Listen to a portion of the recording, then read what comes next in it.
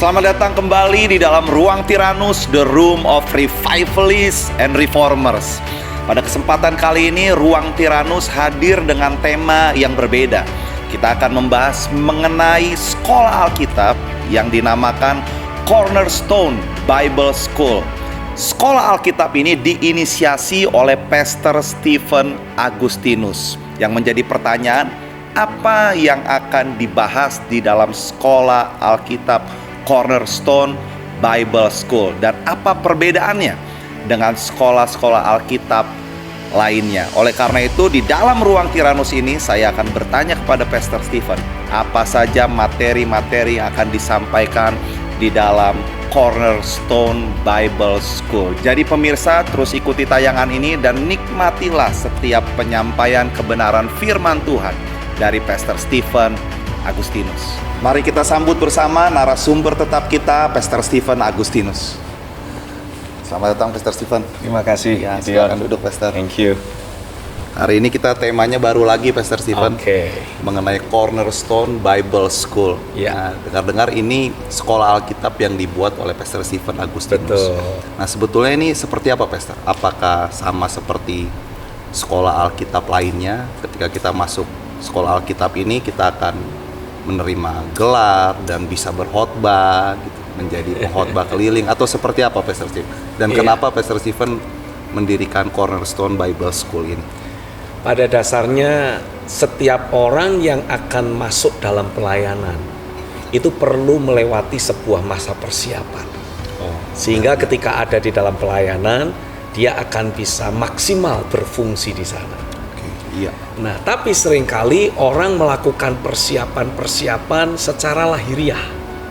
Dalam arti mereka masuk ke sekolah Alkitab atau ke sekolah teologia untuk mereka bisa belajar lebih lanjut bagaimana seharusnya melayani, atau bahkan mencoba untuk mengenal keberadaan Tuhan yang akan mereka layani. Iya. Tidak salah. Tapi sekali lagi, kalau kita berbicara tentang memunculkan dampak di dalam pelayanan, maka yang perlu kita bangun dalam hidup kita sebetulnya adalah persiapan hatinya. Jadi lebih ke persiapan hati ya, Pastor ya? Persiapan hati dan kualitas rohani yang kita bawa, sehingga akan selalu ada aliran kehidupan roh yang bisa kita alirkan di dalam aspek-aspek pelayanan yang akan kita masuki. Iya. Karena kalau kita mau melayani, khususnya dalam pekerjaan pelayanan Tuhan, kita sudah tidak boleh lagi mempergunakan kemampuan manusiawi kita. Kita tidak diizinkan memakai potensi-potensi lahiriah yang mungkin kita miliki secara manusiawi. Tuhan justru menghendaki agar semua yang manusiawi itu dibongkar sepenuhnya, diruntuhkan sepenuhnya, dan dibangun ulang dengan kuasa firman dan roh. Sehingga sebagai akibatnya ketika kita melayani, kita juga akan melayani dengan membawa dan menghadirkan realita Tuhan yang terbangun dalam kehidupan kita. Di Alkitab, kalau kita membaca, tujuan Tuhan ketika mau membawa kita masuk dalam pelayanan sebetulnya adalah supaya kita bisa menjadi kepanjangan tangan Tuhan di atas muka bumi ini. Jadi Tuhan secara pribadi akan bisa berkata-kata kepada banyak orang yang kita layani melalui keberadaan hidup kita. Tuhan akan bisa menjamah, bisa menjangkau, bisa menyembuhkan, bisa memulihkan, bisa membangkitkan siapapun orang yang Tuhan ingin untuk kita layani, supaya mereka tidak terus sama seperti itu. Nah, itu sebabnya supaya dalam pelayanan kita muncul dampak yang nyata. Ada manifestasi realita Kristus. Maka suka tidak suka, semua yang masih manusiawi dalam diri kita ini harus dibongkar sepenuhnya, diganti dengan keilahian Tuhan. Iya, itu yang Pastor Stephen tadi bilang, mengalirkan kehidupan roh itu ya, Pastor? Iya, betul. Kalau kita membaca di dalam kitab-kitab di Perjanjian Baru, secara spesifik Paulus memberikan penegasan bahwa tubuh kita ini adalah bait Roh Kudus. Lalu dalam kitab Wahyu, Tuhan juga memberikan pernyataan bahwa kemah Allah ada di atas muka bumi ini. Baik itu kemah Allah ataupun bait Allah. Ini semua merujuk kepada keberadaan dan hidup kita. Iya. Nah, kalau kita melihat di dalam perjanjian lama, gambaran dari apa yang Tuhan sedang mau lakukan di perjanjian baru. Iya. Di perjanjian lama, ketika Tuhan memberi perintah untuk Musa membangun kemah pertemuan, kemah Allah di atas muka bumi ini, ya, sebelum menjadi bait suci. Iya. Ketika Tuhan beri perintah untuk Musa membangun kemah perjanjian itu, kemah Allah di atas muka bumi, Tuhan harus bawa Musa naik ke atas gunung untuk diperlihatkan kemah Allah yang ada di sorga. Iya. Supaya ketika Musa membangunnya di atas muka bumi ini, Musa membangun sesuai dengan pola. Iya. Nah, demikian pula dengan setiap kita. Sebelum Tuhan memfungsikan kita di dalam pelayanan sebagai kemah Allah, Iya. kita harus tahu apa pola Tuhan dalam hidup kita. Iya. Lalu kalau kita melihat di dalam eranya Salomo, ketika Daud menangkap isi hati Tuhan Iya. tentang kerinduan hatinya, dibangun ada rumah Tuhan di atas muka bumi ini. Tapi Tuhan kan tidak mengizinkan Daud yang melakukannya. Salomo lah yang Tuhan tetapkan akan membangun rumah Tuhan itu. Alkitab menceritakan seluruh peralatan dan perabotan, khususnya di bagian ruang dalam, ruang kudus dan ruang maha kudus yang ada di bait suci, semuanya itu disalut dengan emas. Sebagai sebuah gambaran internal kehidupan kita ini, kehidupan manusia roh kita sebelum masuk dalam pelayanan, harus mengalami pekerjaan firman dan roh secara sedemikian rupa, sehingga keilahian Tuhan akan sepenuhnya nyata. Jadi kalau kita sebagai orang percaya ingin masuk dalam pelayanan, hal pertama yang harus kita lakukan adalah mencari tahu pola Tuhan dalam hidup kita terlebih dahulu. Baru kemudian setelah itu mengikuti pola kerja Roh Kudus yang mau mencetak ulang kehidupan kita, sehingga tidak ada lagi kemanusiawian, tidak ada lagi hal-hal yang lahiriah yang tersisa dalam diri kita. Sepenuhnya keilahian Tuhanlah yang akan terbangun dan bermanifestasi dalam hidup kita. Pastor Stephen, Sekolah Alkitab Cornerstone Bible School ini perbedaan yang secara spesifik, Pastor, dengan sekolah Alkitab lainnya, itu perbedaannya apa, Pastor? Iya, mungkin secara spesifik kalau saya boleh bicara di CBS atau Cornerstone Bible School ini, saya akan lebih banyak membagikan prinsip-prinsip tentang identitas kita yang baru di dalam Kristus. Lalu kemudian saya juga akan membagikan prinsip-prinsip bagaimana kita bisa terhubung dengan realita keberadaan Tuhan. Saya juga akan berbicara banyak tentang bagaimana kita harus mulai belajar mengenali takaran anugerah dalam diri saudara-saudara kita, sehingga bersama-sama sebagai satu tubuh kita akan bisa memanifestasikan pelayanan tubuh Kristus. Karena di hari-hari yang terakhir ini Tuhan tidak lagi memunculkan pola pelayanan single fighter ataupun Superman istilahnya, di mana hanya satu orang yang begitu diurapi, dipakai Tuhan dengan dahsyat. Tidak. Di hari-hari yang terakhir ini Tuhan sedang memunculkan pola pelayanan yang berbeda, yaitu pola pelayanan tubuh Kristus, di mana masing-masing, kalau saya mengutip mempergunakan istilah orang sekuler itu, ketika kita masuk dalam pelayanan, bentuknya adalah pelayanan tim. Bukan lagi individual. Manifestasi tubuh Kristus. Nah, apa prinsip-prinsip yang harus kita pahami untuk bisa berfungsi di aspek tersebut? Lalu saya juga akan memastikan setiap kita akan bisa terus melakukan perjalanan profetis kita untuk mencapai garis akhir dalam pelayanan. Bagaimana kita akan bisa tetap kuat sampai garis akhir? Bagaimana kalaupun ada tantangan dan hambatan, kita akan bisa hadapi semua itu dan selalu berkemenangan. Beda dengan mungkin sekolah Alkitab lain yang membahas tentang mungkin bahasa Yunani dan bahasa Ibrani, atau mungkin bagaimana kita akan bisa memperhatikan penafsiran dari kitab ini dan kitab itu. Saya sengaja tidak melakukan hal tersebut.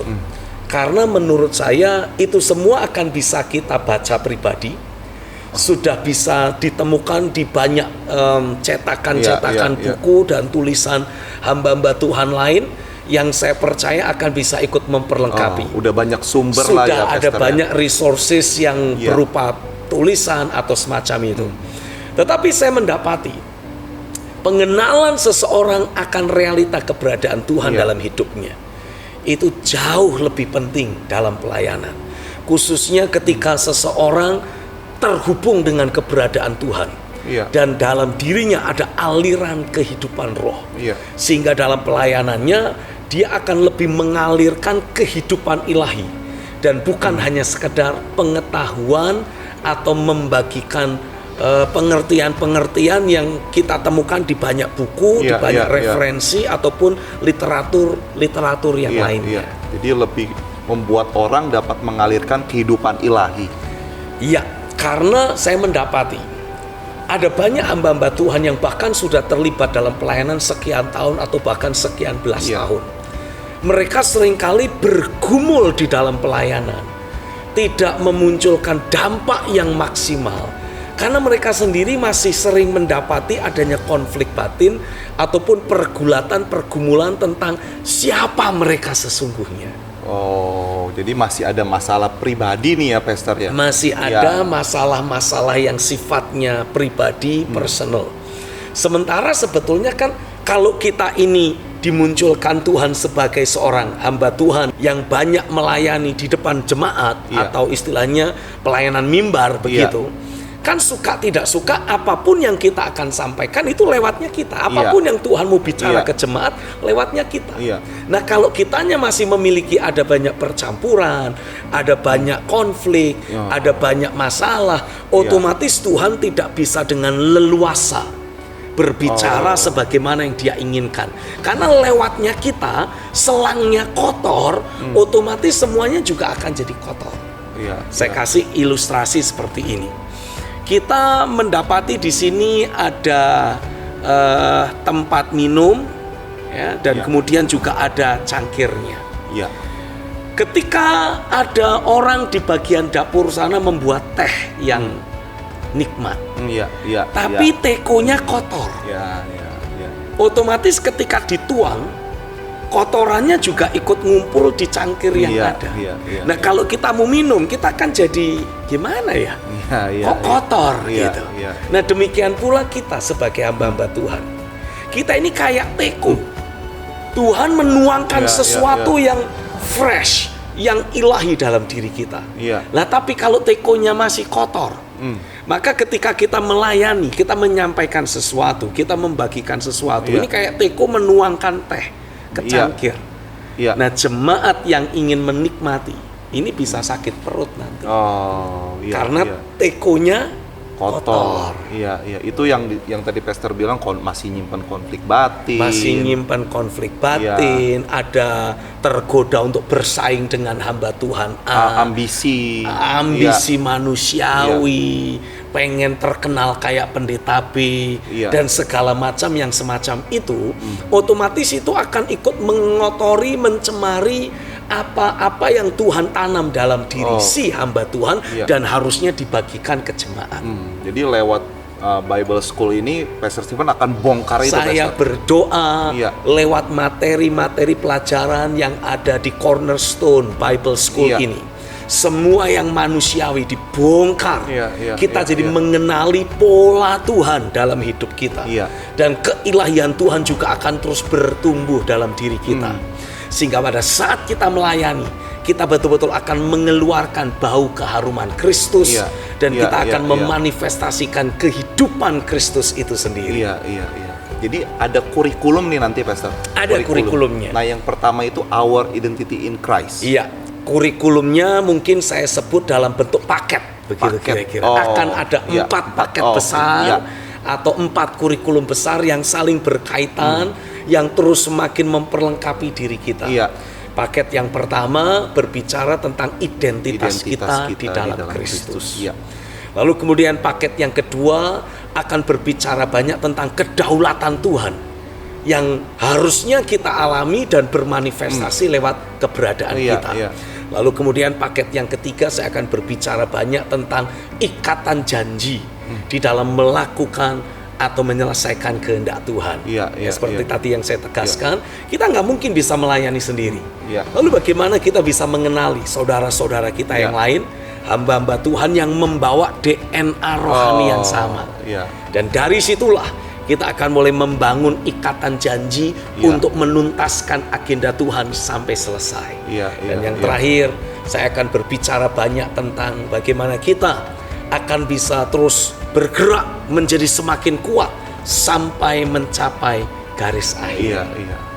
Nah, Pastor Stephen, bukankah dalam melayani itu juga kita harus menyamakan dengan diri kita, yang kepribadian kita gitu, sifat-sifat kita, misalnya saya melankolis atau kolerik gitu. Apakah seperti itu, Pastor?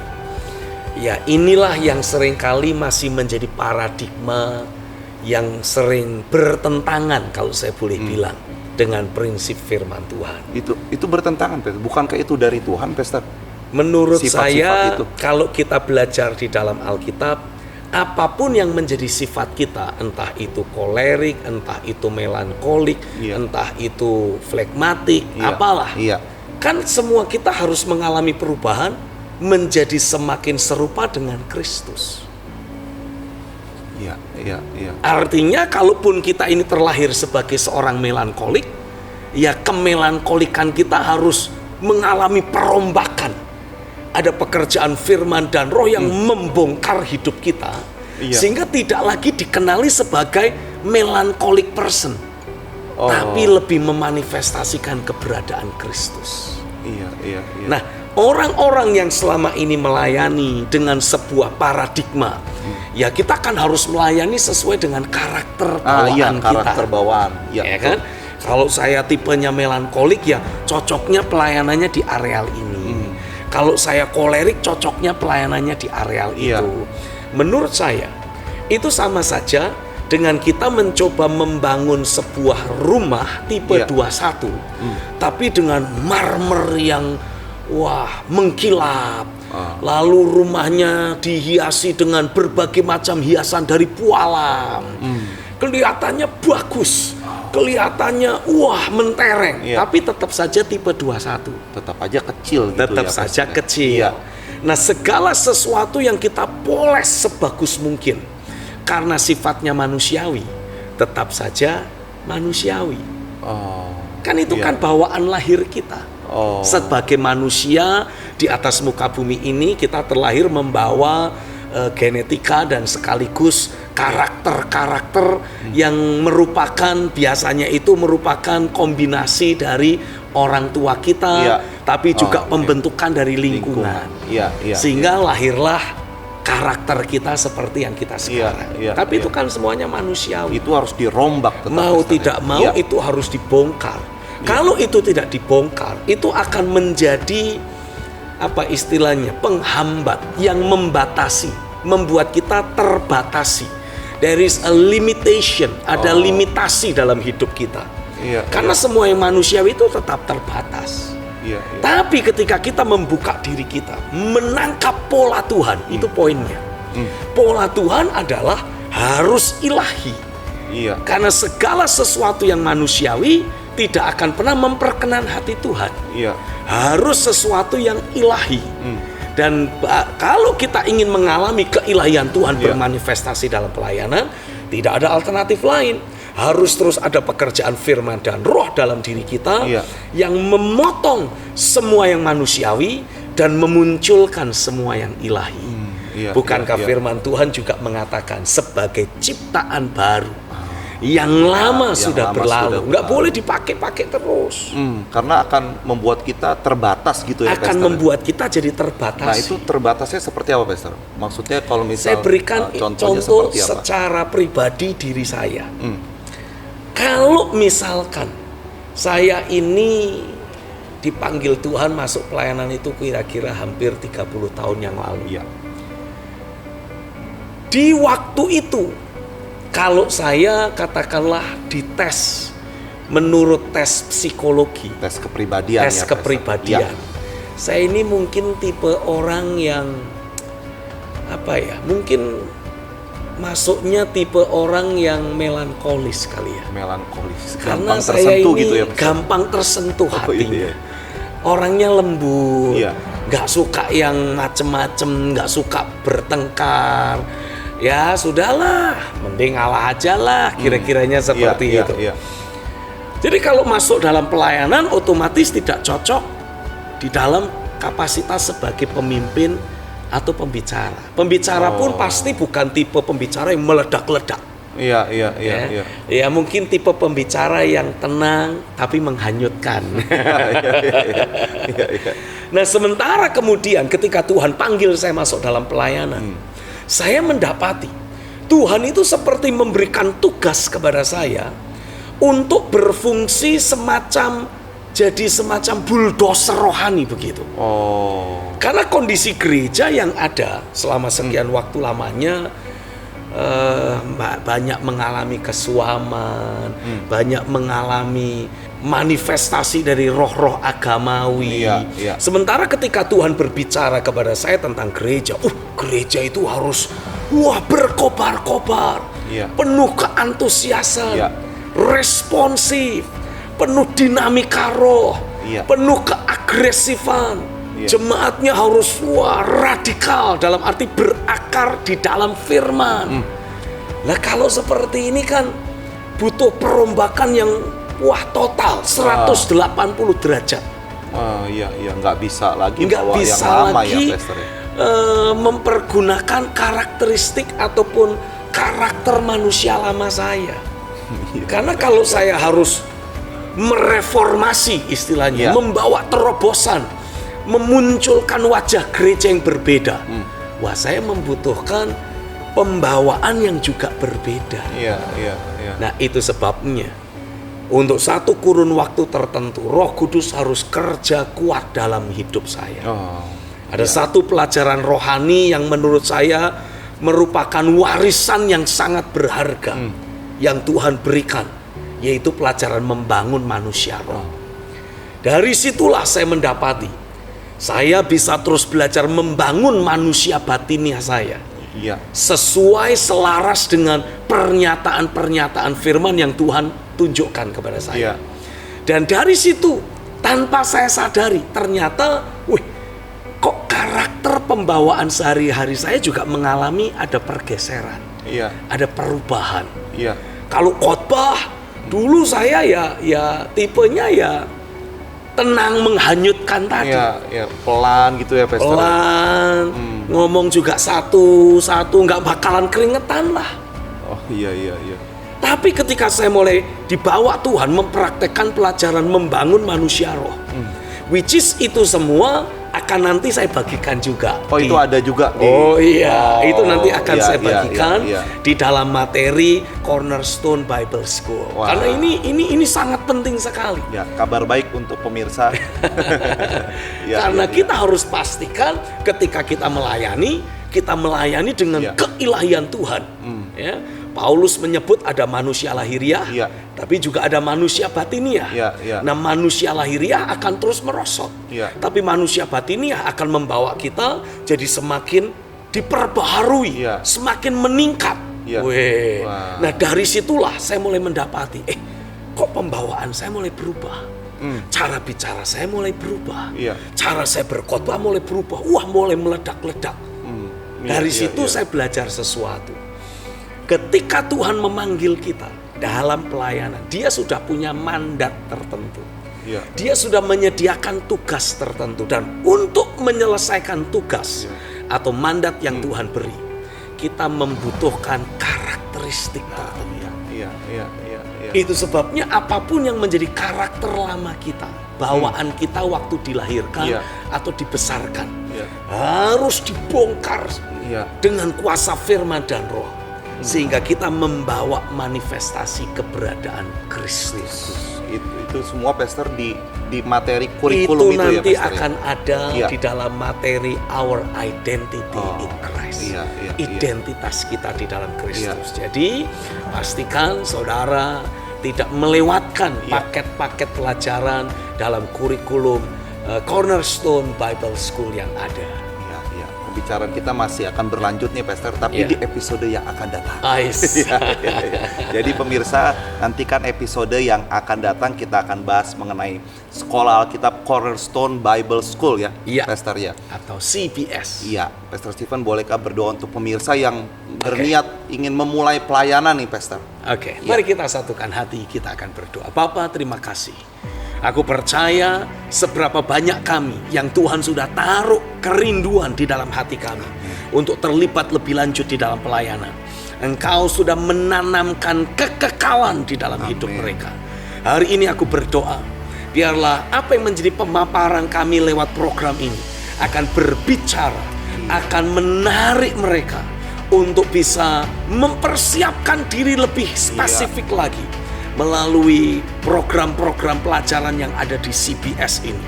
Dan biarlah setiap mereka tanpa terkecuali sungguh-sungguh alami ada jamahan Tuhan, ada pekerjaan firman dan roh yang betul-betul membentuk, mempersiapkan hidup mereka menjadi pribadi-pribadi yang memanifestasikan Kristus. Dipakai Tuhan dengan luar biasa untuk menjadi representasi sorga di atas muka bumi ini. Di dalam nama Yesus, aku melepaskan pekerjaan firman dan roh, dan aku melepaskan pengenalan akan Tuhan untuk bekerja lebih mendalam, bekerja lebih dahsyat dalam kehidupan setiap kami. Demi nama Yesus kami berdoa, sama-sama kita katakan amin, amin, amin. Baik, Pastor Stephen, sampai ketemu dalam episode yang akan datang.